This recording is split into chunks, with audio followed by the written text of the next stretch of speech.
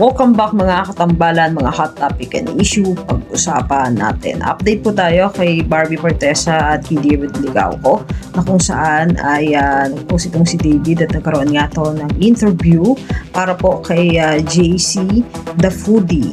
At ito nga po ay kuha naman sa restaurant nitong si David na Sobra Cafe. At pinagmamalaki nga nitong si David yung mga dishes na Sobra Cafe na parati namang pinopost itong si David sa kanyang social media account. Photo din itong si David kasama nga si JC at ito ay kuha sa Sobra Cafe. At isa pa nga po ay yung billboard ng Never Say Die doon sa GMA na kung saan ipapalabas din sa GMA Prime na pagbibidahan naman ni David Ligauco at Jillian Ward. Makikita naman itong si David na nag-iimbita man para po doon sa OFO at ang Gluta Lipo na isa sa mga favorite treat itong si David.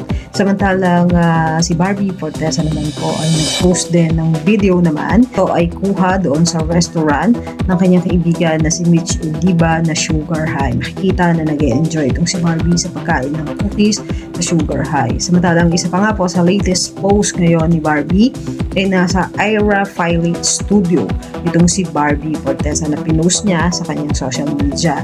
At isa pa nga po ay ang Until She Remember na pagbibidahan naman ni Barbie Fortesa at Miss Charo Santos at kakaibang galing muli ang ipapakita nitong si Barbie Fortesa sa pag-arte. At ito nga po ay ipapalabas naman sa February 25. Yan po yung mga update natin ngayon kay Barbie. Kayo mga katambalan, ano masasabi nyo? Mag-comment lang sa comment section at pag-usapan natin. Yan ang mga hot topic and issue dito lamang sa Tambalang JK.